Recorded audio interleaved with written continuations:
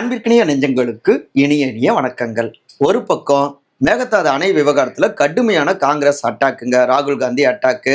இன்னொரு பக்கம் அதிமுக 35 எம்எல்ஏக்களுக்கு மேல வெற்றி அடைஞ்சதற்கு பாமக காரணம் அப்படின்னும் இரட்டை ஆங்கிள் இரட்டை வெடியை வெடிச்சிருக்காரு அன்புமணி ராமதாஸ்ங்க. பாமக 38வது ஆண்டில் அடியெடுத்து வைக்கின்ற இந்த நேரத்துல புது ஆட்டத்தை ஆட தொடங்கி இருக்காரு எங்களுடைய தலைவர் அப்படிங்கிறாங்க பாமகவினர். அவங்களுடைய நோக்கம் என்ன, தாவேக்கா விஜய்க்கு அவங்க கொடுக்கக்கூடிய மெசேஜ் என்ன, அவங்களுடைய நகர்வுகள் என்ன, இதுதான் இன்றைய நம்முடைய விரிவான இளங்கோவன் எக்ஸ்பிரஸ். நான் உங்கள் சகோ சே த இளங்கோவன். நிகழ்ச்சிக்கு போகலாம்.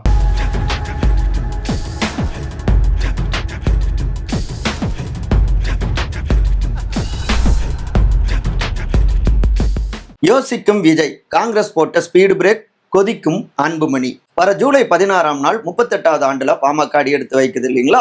பாமக தொடங்கி கிட்டத்தட்ட 37 ஆண்டுகள் முடிஞ்சிட்டதால எல்லோரும் உற்சாகத்தோடு இந்த நாள்ல நம்ம கொண்டாடுவோம் அப்படின்னு ஒரு அறிக்கையை வெளியிட்டு இருக்காரு பாமகவுடைய தலைவரான திரு அன்புமணி ராமதாஸ்க. அதுலதான் நம்ம 4 எம்எல்ஏக்கள் இருந்தாலும் இந்த சூழல்ல அது 40 எம்எல்ஏக்களுக்கு சமம். அது மட்டும் இல்லாம அதிமுக 35 எம்எல்ஏக்களுக்கு மேல வெற்றி அடைஞ்சதற்கு நம்முடைய பாமக தான் காரணம் அப்படின்னு போற போக்குல ஒரு லைட்டா ஒரு குத்து எங்க அதிமுகவை நோக்கி. ஏன் இப்படி அவர் பேசினாரு அப்படின்னா, அதுக்கு முன்னாடி ஒரு குட்டி பிளாஷ்பேக் பார்த்துக்கலாம். சமீப காலமாக காங்கிரஸை கடுமையாக அட்டாக் பண்ணிட்டு இருக்காரு, குறிப்பாக தாவேக்காவுடன் நெருங்குவது தொடர்பாக. அதை இப்ப விரிவா பார்க்கலாங்க. கடந்த ஜூன் 6ஆம் நாள் சாதிவாரி கணக்கெடுப்பு நடத்தணும் அப்படின்னு அனைத்து கட்சி கூட்டத்தெல்லாம் கூட்டியிருந்தாரு பாமகவுடைய தலைவர். அதுக்கப்புறம் ஜூன் 10ஆம் தேதி முதலமைச்சர் திரு ச ஜோசப் விஜய் அவரை சந்தித்தும் என்ன விஷயங்கள் அப்படின்னு தெரிவிச்சிருந்தாரு. அதனுடைய தொடர்ச்சியாக ஆளுநருடைய உரையில சென்ட்ரல் கவர்மெண்ட் சாதிவாரி கணக்கெடுப்பு நடத்திய பிறகு சமூக நீதி சர்வே நாங்க நடத்துவோம் அப்படின்னு அவர் தெரிவிச்சது. இது எல்லாமே பாசிட்டிவா பார்த்தாங்க. இதை ஒட்டி தான் பாமக தாவேக்காவோடு கொஞ்சம் கொஞ்சமாக நெருங்கினாங்க. சமீபத்துல கூட அமைச்சர் திரு ஆனந்த் அவரையும் அன்புமணி ராமதாஸ் அவர் சந்திச்சு ரொம்ப நேரம் உரையாடினாங்க, குறிப்பா மேகதாது அணை விவகாரம் சம்பந்தமாக. அதன் தொடர்ச்சியாக இங்க கரூர் கூட்டத்தில் கூட முதலமைச்சர் பேசினப்ப மேகதாது அணை விவகாரத்துல நாங்க நம்முடைய உரிமையை விட்டு தர மாட்டோம் அப்படின்லாம் அவர் பேசினார் இல்லையா. இது எல்லாமே அன்புமணி ராமதாஸ் இங்க நிறைய விஷயங்கள் எடுத்து சொல்லியிருக்காரு அப்படின்னு இவங்க ஸ்கோர் பண்ணிட்டு இருக்காங்க பாமகவினர். இப்படியாக இவங்க நெருங்குறாங்க இல்லையா. இதுக்கு பின்னாடி இன்னொரு காரணமும் சொல்லப்பட்டு கொண்டிருக்கு. அதாவது தாவேக்கா அந்த 118 என்கிற அந்த மேஜிக் நம்பரை நோக்கி, தனிப்பெரும்பான்மை நோக்கி நகர்ந்துகிட்டு இருக்காங்க. ஒரு பக்கம் அதிமுக எம்எல்ஏக்கள் ராஜினாமாக்கள் செய்யறாங்க. அதனால இன்னொரு பக்கம் குதிரை பேர அரசியல் அப்படின்லாம் ஒரு விமர்சனம் எழுகிறது. இப்ப அதை மறுத்து பேசியிருக்காரு திரு எம்.ஆர். விஜயபாஸ்கர், முன்னாள் அமைச்சர். இப்படியாக இருந்தாலும் இன்னொரு பக்கம் ஒரு வலிமையான கூட்டணியை நம்ம முன்னெடுக்கணும் அப்படின்னு தாவேக்காவும் நினைக்கிறாங்க. அதுல முக்கியமா 8க்கும் மேற்பட்ட பட்டியல் சமூகத்தினர் அமைச்சரவையில் இடம் பிடிச்சிருக்காங்க. இதை ஒரு பாசிட்டிவா பார்த்தாலும் கூட இன்னொரு பக்கம் பாமக நெருக்கமா வந்தாங்கன்னா ஓபிசி சமூகத்தினர், இதர பிற்படுத்தப்பட்ட வகுப்பினருடைய ஆதரவையும் தாவேக்கா பக்கம் திரட்டிடலாம் இந்த ஆட்சியின் பக்கம் அப்படின்னு ஒரு கணக்கு போடுறாங்க. ஆனா இந்த இடத்துலதான் ஒரு பஞ்சாயத்து. யார் மூலம்னா காங்கிரஸ் மூலமா வருது. இல்லைங்க, பாமக அங்க தேசிய ஜனநாயக கூட்டணி என்டிஏல இருக்காங்க, பாஜகவோடு கூட்டணியில் இருக்காங்க. அவங்கள நீங்க இங்க கூட்டு வந்தீங்கன்னா உங்களுக்கு கெட்ட பேர் ஆயிடும். அது மட்டும் இல்லாம அப்புறம் அண்ணன் திரு தொழில் திருமாவளவன் அவர்கள் விசிக்கு அவங்களும் கோச்சுப்பாங்க, அவங்க வேற ரூட் எடுத்துருவாங்க, நம்ம கூட்டணிக்கு ஆதரவு கொடுக்க மாட்டாங்க. இப்படி பல விஷயங்கள் இருக்கு அப்படின்னு ஒரு செக் வச்சாங்க காங்கிரஸ் தரப்பினர். இதற்கிடையில திரு தொழில் திருமாவளவன் விசிகாவுடைய தலைவர் எம்பி, நாங்க அமைச்சரவையில் இருக்கோம் ஆனா திமுகவோட நட்பு தொடருது அப்படின்னா மாறி மாறி இப்படி பேசிக்கிட்டே இருந்தாங்களே. இதை பொருத்தி பார்த்துக்கலாம். இந்த பின்னணிகளை நம்ம ஏற்கனவே சில காணொலிகளையும் பதிவு செஞ்சிருக்கோம். ஆனா இங்க என்னன்னா, பாமக அவங்கள தாவேக்கா ஓகே அப்படின்னு கிரீன் சிக்னல் காட்டிட்டு இருந்த நேரத்துல வேணாம் அப்படின்னு எல்லோ போட்டு ரெட்டை போட்டது காங்கிரஸ் தான் அப்படின்னு பாமக கருதியது. விசிகே வெளியில போயிட்டாங்கன்னா அது தேவையில்லாத சிக்கலையும் உருவாக்கும், நமக்கு இருக்கிற அந்த பாசிட்டிவ் இமேஜும் போயிடும். தேசிய அளவுல காங்கிரஸ் மைனாரிட்டிகள் எல்லோருடைய ஆதரவும் பெற்ற ஒரு கட்சி, மாநில அளவில் விசிகா இப்படி இருந்தாதான் நல்லது அப்படின்னு தொடர்ந்து அழுத்தங்கள் கொடுக்க காங்கிரஸ் சைட்ல இருந்து அட்லாஸ்ட் இப்போதைக்கு பாமக வேணாம் அப்படிங்கிற ஒரு முடிவுக்கும் தாவேக்கா வந்தாங்க. இது பாமக சைட பயங்கரமா சீன மாதிரி ஆகிடுச்சு. அதே நேரத்தில் இந்த இடத்துல தன்னுடைய காரியத்தை சாதிக்கும் தவறல தாவேக்கா. அப்ப எங்களுக்கு பஞ்சாயத்தை கிளப்பி கொண்டிருந்தா அவரை மாத்தணும் அப்படின்னு கோரிக்கை வைக்க, அந்த அடிப்படையிலையும் கூட திரு செல்வ பெருந்தகை அவர் பதவி போய் திரு மாணிக்கம் தாகூர் தமிழ்நாடு காங்கிரஸ் தலைவரும் ஆனாரு. சரி, இங்க நிற்க இப்ப பாமகவுடைய கணக்குகள் என்ன, அடுத்த ஸ்டெப் என்னன்னு இந்த செக்மெண்ட்ல பார்ப்போம். அன்புமணியின் கணக்கு எடப்பாடி ஷாக், வேடிக்கை பார்க்கும் விஜய். இதுல அடுத்து வர இருக்கக்கூடிய 7 தொகுதிகளுடைய இடைத்தேர்தலையும் முழுமையாக வெற்றி அடைஞ்சிட்டா டிவிகே உடைய எண்ணிக்கை 114 உயர்ந்துடும். பேலன்ஸ் 4 எம்எல்ஏக்கள் தான் தனி மெஜாரிட்டிக்கு. ஸோ அந்த 118 பாமகவுடைய 4 எம்எல்ஏக்கள் மூலமாக ஃபில் பண்ணிடலாம் அப்படின்னு ஒரு ஐடியா டிவிகேக்கு இருந்துட்டு இருக்கு. இதுதான் காங்கிரஸ்க்கு பெரும் அச்சத்தை ஏற்படுத்துவதா இருக்கு. ஏன்னா காங்கிரஸை பொறுத்த வரைக்கும் தாவேகா தன்னுடைய தயவுல ஆட்சி அமைக்கணும் அப்படின்னு கருதுறாங்க. ஏன்னா அடுத்து உள்ளாட்சி தேர்தல் இருக்கு, மேயர் பதவி போன்றவற்றை எதிர்பார்க்கிறாங்க. அப்புறம் நாடாளுமன்ற தேர்தல் இருக்கு, நிறைய எம்பிக்களை எதிர்பார்க்கிறாங்க. அகில இந்திய அளவுல ஆட்சி மாற்றம் வேணும்னு நினைக்கிறாங்க. மூன்றாவதாக அகில இந்திய அளவுல முதலமைச்சர் திரு விஜய் அவர்களை அழைச்சிட்டு போய் பிரச்சாரம் பண்ணலாம், அது தங்களுக்கு சப்போர்ட்டிவா இருக்குன்னு கணக்கு போறாங்க. மிக முக்கியமா 2028 கர்நாடகாவில் தேர்தல் வர இருக்கு. அந்த நேரத்துல தமிழ்நாடு சிஎம் உடைய கேம்பெயின் ரொம்பவே யூஸ்ஃபுல்லா இருக்கும் அப்படின்லாம் காங்கிரஸ்க்கு பல்வேறு கணக்குகள் இருக்கு. எல்லாத்துக்கும் மேல இங்க தமிழ்நாட்டுக்குள்ளார அரசியல் பண்ணும், டிமாண்ட் பண்ணும்னா காங்கிரஸ் தயவை தாவேகா எதிர்பார்க்கணும். இதுதான் அவங்களுடைய கணக்கு. ஸோ அதனாலதான் பாஜக கூட்டணியில் இருக்கின்ற பாமக, அதிமுக கூட்டணியில் இருக்காங்க, அவங்க எதுக்கு அப்படின்னு இங்க ஒரு செக் பாயிண்ட்டை வைக்கிறாங்க. இந்த அரசியலுக்கு பின்னாடி திரு ராகுல் காந்தி எதிர்கட்சி தலைவர் அவருடைய ரோலும் இருக்கு அப்படின்னு திரு அன்புமணி ராமதாஸ் கருதுறாரு. இந்த இடத்துல தான் மேகதாது அணை விவகாரம் வருது.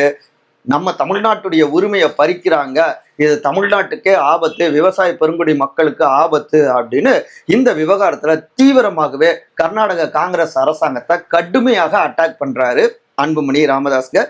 இந்த விவகாரத்துல மட்டும் தாவேகா அரசாங்கத்தையும் இங்க லைட்டா மைல்டா அட்டாக் பண்றாரு. இது ஒண்ணு. அடுத்து இவங்க பாஜக கூட்டணியில இருக்காங்க, அதிமுக கூட்டணியில இருக்காங்கிறத ஒரு விமர்சனமாகவும் வச்சுட்டு இருக்காங்க. இங்க தொடக்க காலத்துல இருந்து அதிகாரத்தில் பங்கு அப்படின்னும் ஒரு மாற்று அரசியல் அப்படிங்கிறதையும் மாற்றம் முன்னேற்றம் அப்படின்னு அவர் சொன்னாரு. இதெல்லாம் பாமக முன்னெடுத்தது. ஆனா தமிழ்நாட்டுடைய அமைச்சரவையில இடம் பிடிக்கவே இல்லை. தனித்து இடம் பிடிக்கக்கூடிய கால சூழல் இப்போதைக்கு இல்லவே இல்லை அப்படின்னு புரிஞ்சுக்கிறாங்க. அப்ப இதை ஒரு வாய்ப்பாக எடுத்துக்கணும் அப்படின்னு கருதுறாங்க. அதிக எம்எல்ஏக்களை வெற்றி அடைஞ்சிருந்தா நம்ம முன்கூட்டியே கூட ஆதரவை கொடுத்துருக்கலாம் அப்படிங்கிற யோசனை எல்லாம் இருக்கு. அப்ப அதிக எம்எல்ஏக்களை ஏன் நம்மளால வெற்றி பெற முடியல அப்படின்னா நம்ம பிரிஞ்சிருந்தோம். இப்ப 4 எம்எல்ஏக்களை பெற்று இருக்கோம். ஆனாலும் பாமகவுடைய நிறுவனர் தலைவர் மருத்துவர் ஐயா திரு ராமதாஸ் அவர் தனி ரூட் எடுத்து வேட்பாளர்களை நிறுத்தினாரு. அதனாலையும் சொற்ப வாக்குகள் வித்தியாசத்திலும் சில தொகுதிகளை நம்ம இழந்தோம். அப்படி பார்த்தா ஒரு 7 தொகுதிகள் நிச்சயமாக நம்ம வெற்றி அடைஞ்சிருக்க முடியும். இதை வச்சுதான் திரு அன்புமணி இப்ப கூட பேசினாரு. நம்ம 4 எம்எல்ஏக்கள் பெற்றிருந்தாலும் கூட 40க்கு சமம், ஏன்னா அலை வேற மாதிரி அடிச்சிருக்கு, இதுவே நம்ம அபாரமான வெற்றி தான், இறங்கி வேலை பார்க்கணும் அப்படின்னா இப்ப உற்சாகப்படுத்தியிருக்காரு இல்லையா. ஸோ நம்ம பிரிஞ்சு இருந்தோம், அது வெற்றி வாய்ப்பை பறிச்சிருக்கு. நம்ம சேரணும் அப்படின்னு 2 சைட்லயும் முயற்சிகள் நடந்தது. அதுதான் இப்போ போன வாரத்தில் நம்ம பார்த்தோம். கண்கள் பணித்தது, இதயம் இனித்தது அப்படின்னு பெரிய ஐயாவும் சின்ன ஐயாவும் கட்டி அணைச்சி அன்பை பரிமாறிட்டாங்க கண்ணீர் விட்டு. அப்புறம் மூன்றாவதாக அடுத்தடுத்து வரக்கூடிய உள்ளாட்சி தேர்தல், அதுலேயும் வலிமையான அதிகாரத்தை பெறணும். அதன் தொடர்ச்சியாக அடுத்த நாடாளுமன்ற தேர்தல், இப்படி கணக்கு போட்டு இதே இடத்துல இருக்கிறதான்னு யோசிக்கிறாங்க. அதுல முக்கியமா அதிமுக மேலும் மேலும் பலகீனப்பட்டு கொண்டே இருக்காங்க.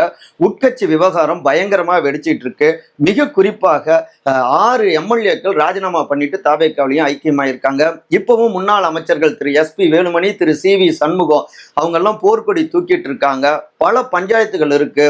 அவங்க 47 எம்எல்ஏக்கள் பெறுவதற்கு பாமக உதவி செஞ்சது தாங்கணும். அடுத்தடுத்து வரக்கூடிய சூழலையும் நம்ம தாங்கணுமா, எதிர்கட்சி வரிசையிலேயே இருக்கணுமா அப்படின்னு உட்கட்சிக்குள்ளார இருந்தும் குரல்கள் ஓங்கி ஒலிக்க தொடங்கியிருக்கு. தைலாபுரத்துல இருந்து இப்ப தைலாபுரம் சொல்லலாம், ஏன்னா 2 பேரும் சேர்ந்துட்டாங்க இல்ல. அதனாலையும் அதிமுகவோடவே பயணிக்கிறத விட மாற்று ரூட் எடுக்கணும், யோசிங்க அப்படின்னும் பேசியிருக்காங்க.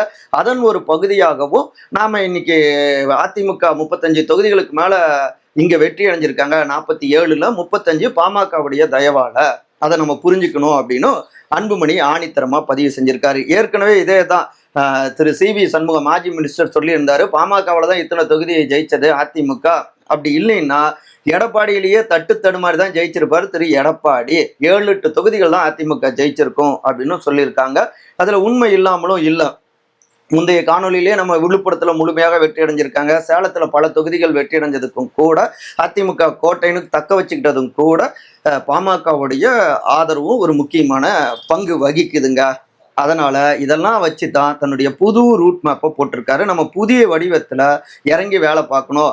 போதை புழக்கத்துக்கு எதிராக, சட்டம் ஒழுங்கு சிக்கல்களுக்கு எதிராக, இன்னொரு பக்கம் மேகதாது அணை விவகாரம், தமிழ்நாட்டு உரிமைக்காக தொடர்ந்து நம்ம களமாடணும். அதற்கு இந்த ஜூலை 16 பயன்படுத்திக்கோங்க. 38ஆம் ஆண்டில் புதிய வடிவத்தில் நாம முன் நகர்வோம் அப்படின்னா பாமகவினர் தெரிவிச்சிருக்காங்க. எல்லாம் ஓகே தாங்க, அப்பாவும் மகனும் சேர்ந்ததும் நல்லது தாங்க. முன்னாடியே சேர்ந்திருந்தா பல இழப்புகளை தவிர்த்திருந்திருக்கலாம்.